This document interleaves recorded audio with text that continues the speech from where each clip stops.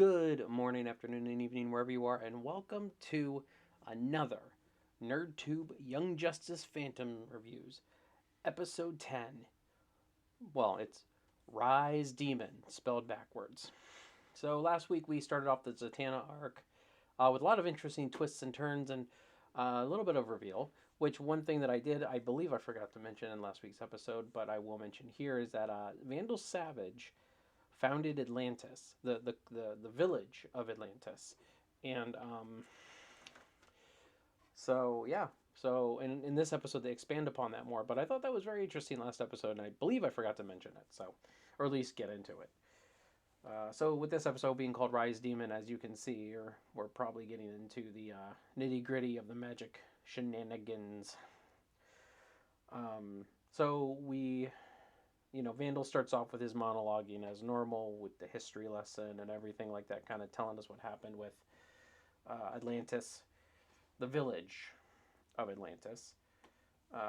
We then jump forward to Zatanna and his crew. I mean, they're all kind of hurting right here because that's where the witch boy was choking them, and that would probably hurt because he's an agent of chaos.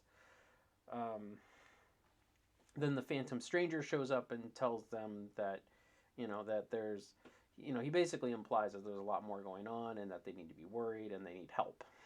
So and so the Phantom Stranger takes Zatanna to where the witch boy and the witch girl are. By the way, I'm calling her witch girl. I don't care what. Yeah, I don't know.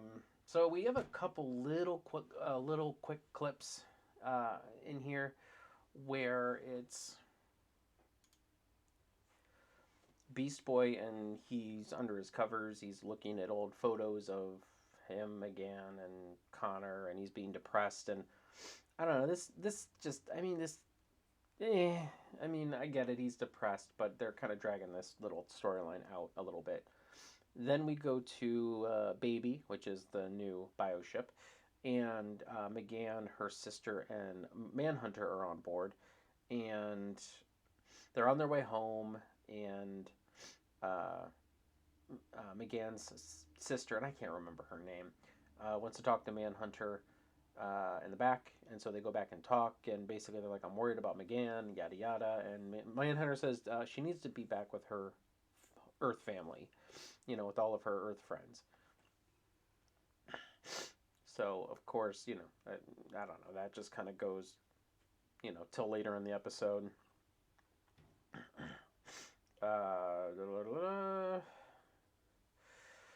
Now the Phantom Stranger, the student, the Zatanna students are like, oh, where'd you take Zatanna? And he's like, oh, I was sending her somewhere to gain perspective or something. I don't know. And then the stranger takes the Zatanna students to Jason Blood, who is, as revealed later on, Entrican. This is fun. I mean, I kind of figured... I kind of figured Entrican would show up because he's a very big magic-based person. I don't even want to say hero because he's not really.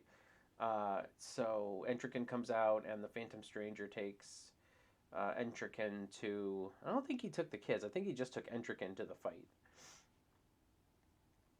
Savage then talks more about what happens with the sinking of Atlantis. Savage returns after, I think, 200 years, I think.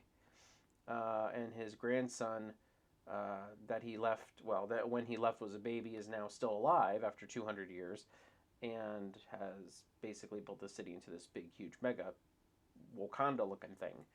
And yes, I know I threw a Marvel and a DC product. I don't care. Yeah, I don't care. So what happens is Savage, and this is where it gets a little confusing, and I know how it works in my head, but I'm trying to explain it very well. Savage wants to sink Atlantis in order to accelerate the metagenes in the Atlanteans. So he wants to basically kill all, like, the strong will survive, is kind of what it boils down to. And so he makes a deal with uh, the Witch Boy, and the Witch Boy uh, sinks Atlantis. Um, and so what happens then is most of the Atlanteans die.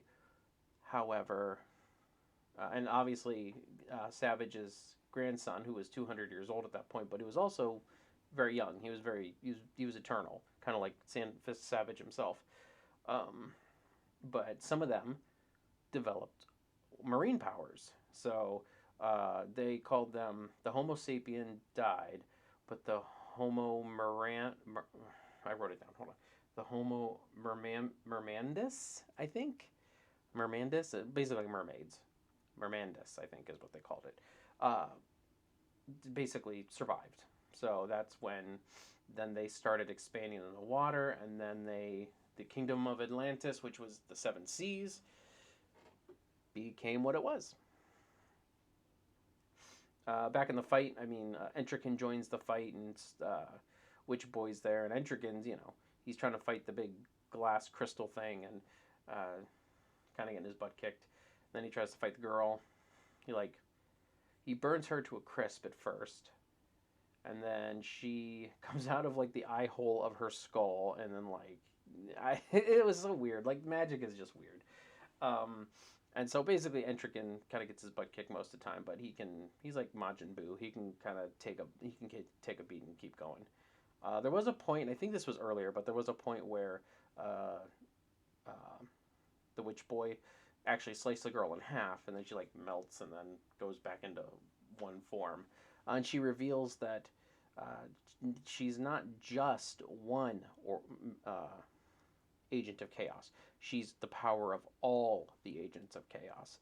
So now we've got a massive, like, she's basically like multiple agents of chaos. So that's why she's so fight. Towards the end, the witch girl, like, she lifts up this huge freaking thing of land, and then slams it on the witch boy, and then just messes up the terrain around where they're at. And things start flooding. Zatanna gets knocked out because Zatanna is just basically a bystander at this point. And yeah, witch boy retreats. Witch girl wins, and I think the witch girl leaves too, and it just kind of leaves the Phantom Stranger, Entrican, and Zatanna, and maybe the kids. I can't remember where the kids were and all. Oh, the kid, yeah, okay. So Zatanna passed out and fell underwater, and then the kids came around and healed Zatanna. So you think, oh, Zatanna's gonna drown, and now the kids pulled her out and healed her. So. And so the witch girl basically wins. There was a point in this fight where the witch girl basically says, "Fine, we will only use our original powers," and Witch Boy still gets his butt kicked. So an interesting note, though, is that we get to the end of the episode and we find out that all this monologuing that Vandal Savage has been doing has been him telling Dr. Fate or Nobu, the helmet of fate. Um, just reminding him of what the balance of chaos and order is, or something. I don't know, but yeah. So at the end, it's basically him basically Vandal Savage pleading with his son, which Nobu is his son, because Nobu does call him Vandal Savage father. Calls him father and says, "Yes, I know of these things. Why do you remind me?" And he's like, "Because I want you to know what's at stake," or blah blah blah blah blah, whatever. And he says, "I know that we don't see eye to eye with stuff, but you know that I've only ever wanted the advancement of Earth and not anything else." Um, so he basically implores Dr. Fate to help the Witch Boy. Lasted a long time without yawning this time. And so it kind of fades to black there. The credit scene this week was Vandal Savage talking to his daughter, and basically saying, "I need you to evacuate all of my like high value belongings, like his history archives, his assets in Markovia, and the members of the Light and everything like that, up to the War World until they see how." Because I think Savage is actually worried here. I think he's actually worried that the Earth is in jeopardy. between the witch girl. So this is actually a pretty big Justice League level deal. Like, I'm surprised that that there's not more leaguers in on this. Well, so far there's not. Maybe next episode we'll see more leaguers, but I figured definitely Dr. Fate's coming in. I felt like Zatanna was kind of a backseat in this one, which I guess is all right. I mean, we did get to learn a little bit more about Vandal and Witch Boy. We also got to, as I said, they introduced Entrican, and we learned a little bit more about. Actually, I think that's it. We got to see Dr. Fate in more of a capacity this week. So yeah, I don't know. I'm torn on this episode because I was really excited for this Zatanna arc because I wanted to see more of Zatanna, and I'm not getting that.